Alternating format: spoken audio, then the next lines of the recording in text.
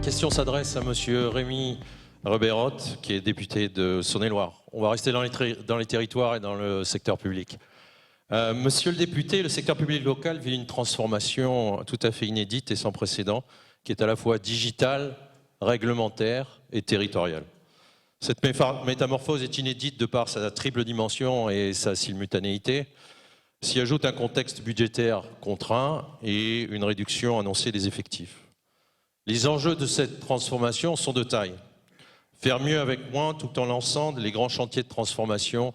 Gilles a parlé de Smart City ou de villes intelligentes et de villes durables pour lesquelles il faut des fondations pour les construire demain.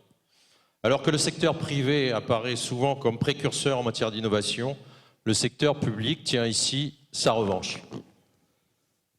Tout d'abord, une transformation digitale. L'administré est devenu un véritable client, demandeur de services nomades, omnicanal, web, mobilité, SMS.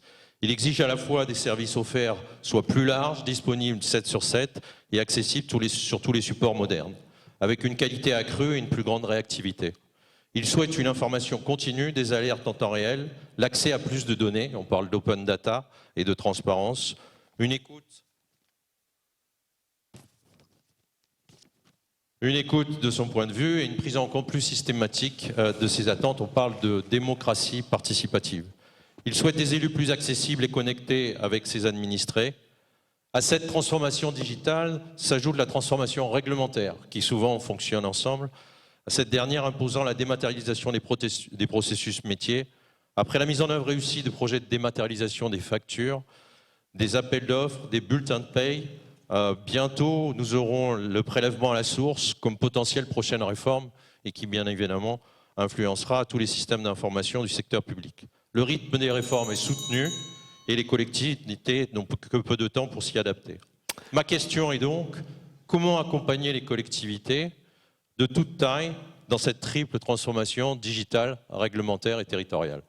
Merci Jean-François. La parole est à Monsieur Rémi Rebeyrotte, député de Saône-et-Loire. Merci de la question. J'ai été aussi maire pendant 17 ans quasiment et président d'une interco.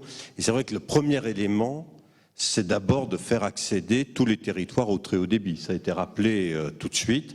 Il y a une vraie volonté aujourd'hui et des moyens mis par l'État aux côtés des départements, des régions, aux côtés des intercommunalités aussi, qui aujourd'hui mettent la main au portefeuille pour permettre dans les territoires qui ne sont pas en zone AMII, comme l'on dit, de pouvoir accéder pour autant, le territoire rural, au très haut débit. Enjeu majeur.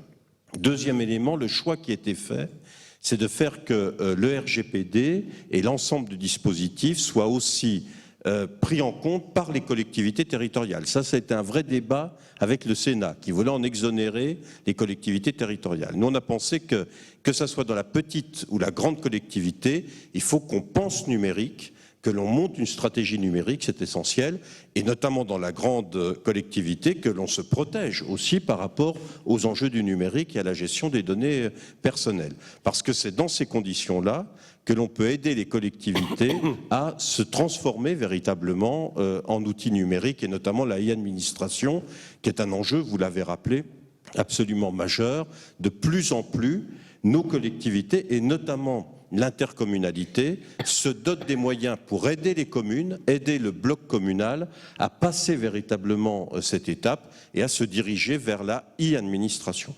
Et comme vous le dites, c'est un des enjeux véritables pour nos collectivités, comme d'ailleurs pour l'ensemble de notre secteur. Il ne faudrait pas que les collectivités soient à part, il faut qu'elles puissent innover, répondre aux enjeux de cette transformation dans les meilleures conditions, et c'est pour ça que nous les avons associés, non seulement associés, mais nous les encourageons à franchir véritablement l'étape de la e-administration.